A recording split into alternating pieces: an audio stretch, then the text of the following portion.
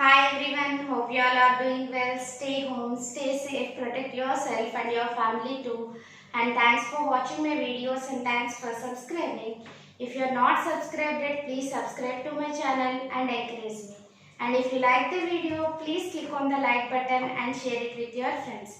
If you want to give any suggestions or if you need any clarification related to the topic, let me know in the comment box. I will give you reply definitely. And don't skip the video in the middle of the session as it is an educational video. It is very important to listen to the class right from the beginning to the ending so that you have a clear idea on the topic what we are discussing. So, in today's class, we are going to see the composition of soil. If you want to go through the first two parts of soil lesson, I will keep the link in the description box. You can go through it. Okay. Coming to the components which are present in the soil. There are 5 components which are present in the soil, and these will constitute the entire soil composition. The first one is soil particles. Definitely these particles will constitute a major percentage. What is their maximum is nothing but soil particles. The second one is humus, and the third one soil water, and the fourth one soil air, and the fifth one soil organisms. In this part of the video, we are going to study all these 5 components. Okay? And soil particles based on their size.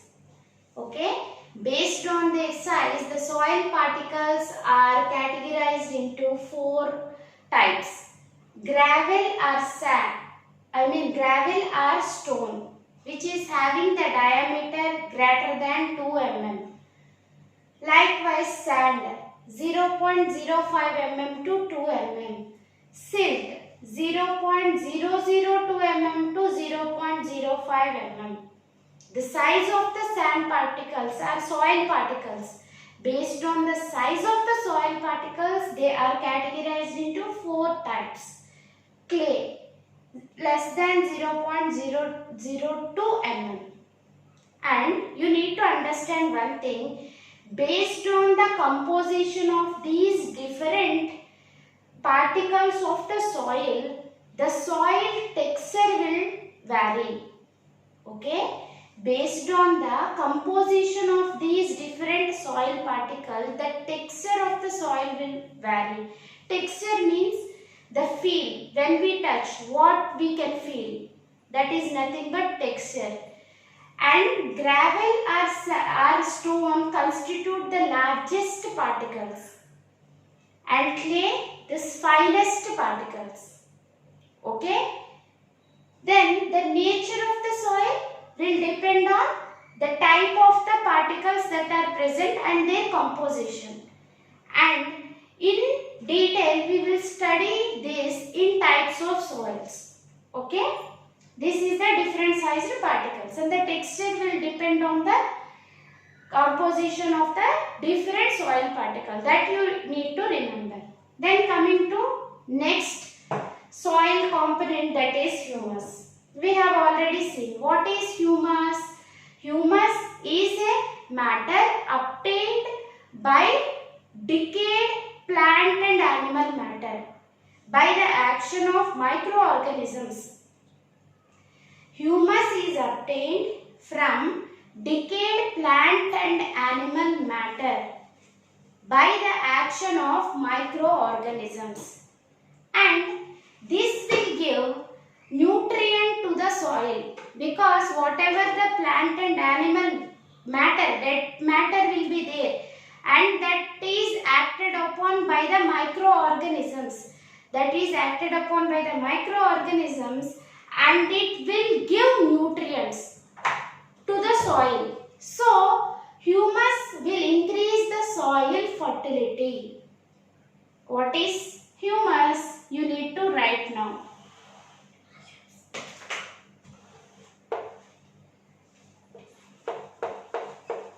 Matter obtained from dead plant and animal matter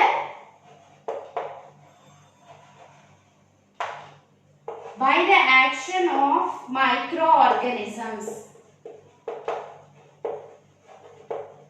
Microorganisms like bacteria and fungi will act upon this dead plant and animal matter, and they will give humus.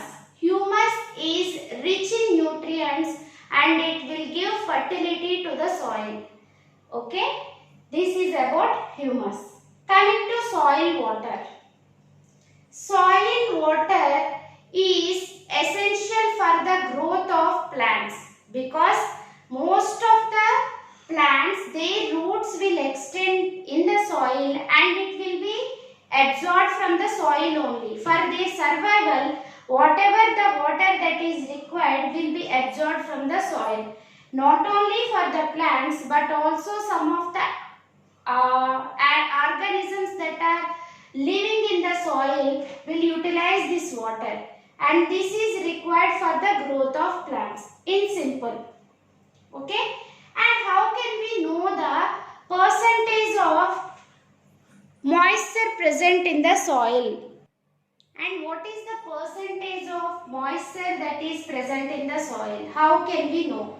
And whether really water is present or not also we have to know. How can we know means, for example, you take some soil and take it in a polythene bag and tie it.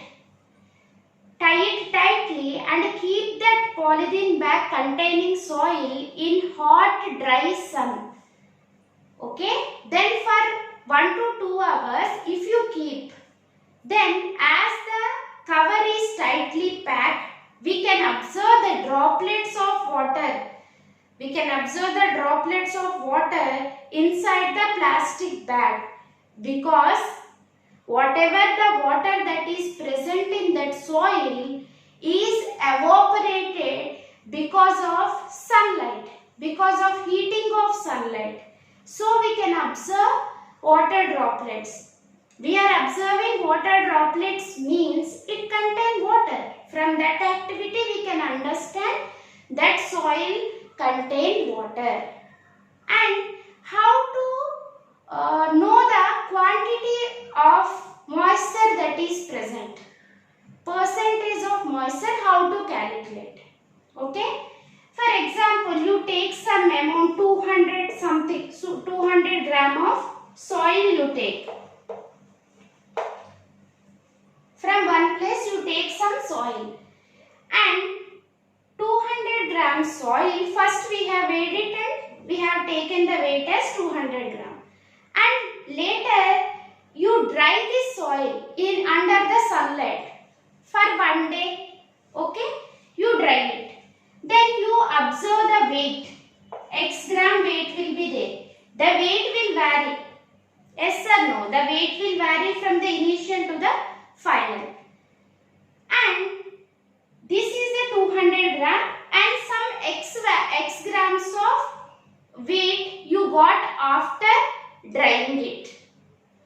Then how much amount of water that is present, how to calculate? If we subtract this with this, we can calculate the weight of water. Yes or no? Moisture present in soil we can calculate.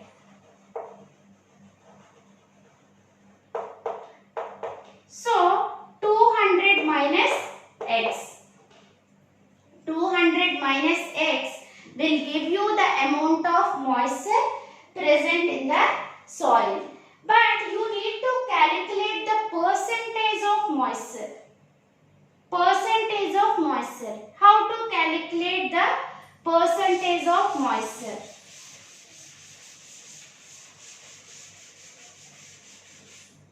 Percentage of moisture. 200 minus x by 200 into 100 will give you the percentage of moisture that is present in the soil. Okay, this is how how we can calculate with the help of an activity to understand. This is about soil water and soil air.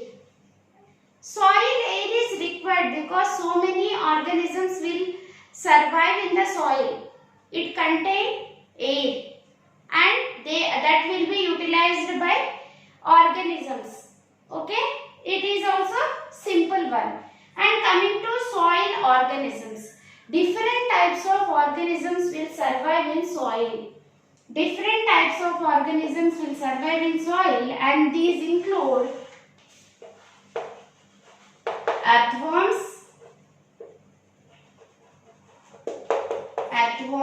snails,